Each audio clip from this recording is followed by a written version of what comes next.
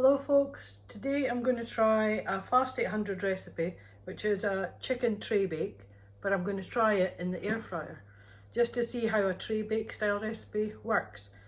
So I've taken a red onion, chopped it into wedges, 2 peppers, 1 courgette, and the plan is I salt, pepper, oil, put them in the air fryer.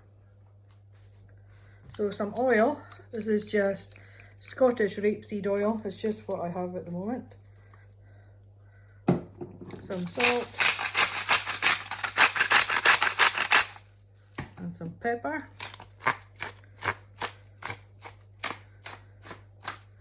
I'll give this a little stir.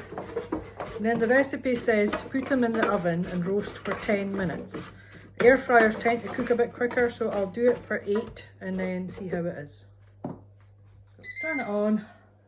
I always do everything at air fry. Let's turn that down to 8 minutes and match it on the other side, and off we go. So the recipe is a chicken tray bake, but my husband doesn't eat chicken. So I've got my chicken here, which I have cut open. It says 2 tablespoons. So you're talking a tablespoon in each one. So that's about a tablespoon, and I'll do the same on the fish. The fish is obviously going to take less time to cook than the chicken. I'm just prepping this, and then what happens is it goes on top of the vegetables for the second stage of the cooking. Okay, that's it. The chicken has the pesto inside it. I've just put the pesto on top of the fish because obviously it's not going to cook as long. Okay, so it's just over halfway, so we'll just open the drawer and give them a wee shake.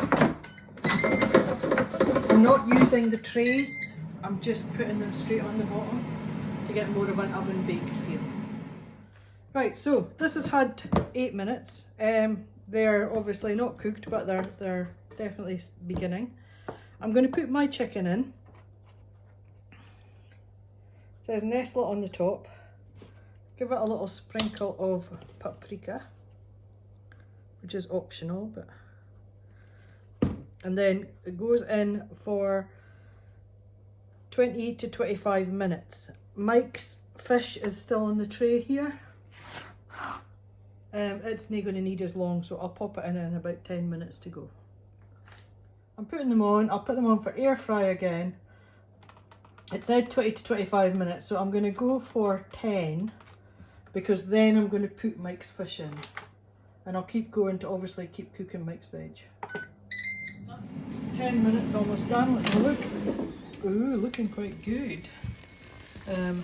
Mike's one's a wee bit overdone, so we'll get the fish in there.